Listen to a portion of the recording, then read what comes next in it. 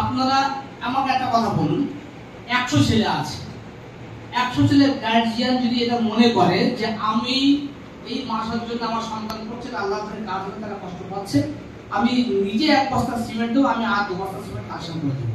কত সিমেন্ট বললাম না, 300 বস্তা সিমেন্ট হয়ে যাবে, সাদ হবে, কলম উঠবে, সব হবে।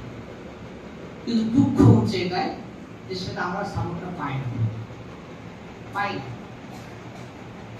একটা কমন জিনিস না, কমন হিসাব একটা সিমেন্টের দাম 350 টাকা, আপনার কত টাকা কথা চলে যায়, একটু করে কাশি হলে 300 টাকা অবশ্যই।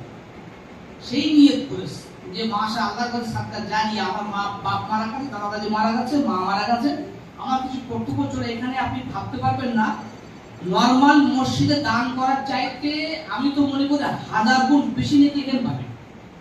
120 জন বাচ্চা প্রত্যেকদিন সকালে এখানে কোরআন তেলাওয়াত করে, এখানে দোয়া হয় এই মসজিদে, আবার এখানে ক্লাস কোরআন ক্লাস হয়, আবার সন্ধ্যাবেলা 5 ওয়াক্ত নামাজ হচ্ছে, ইশাবাদ আবার কোরআন তেলাওয়াত হয়, আবার দোয়া। এই কোরআন তেলাওয়াত দোয়া হচ্ছে, আপনি এই এলাকার 100টা গ্রাম ঘুরে আসুন মাসা বাদ দিয়ে, কোন গ্রামে কোন মসজিদে 5 জন লোক কোরআন পড়া প্রতিদিন বলুন সবার সন্ধ্যায়, কোন আলাদা বলেন।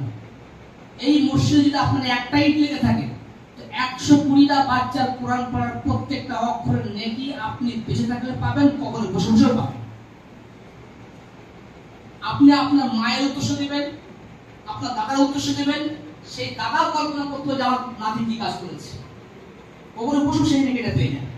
এই জন্য সুযোগ ছাড়বেন না।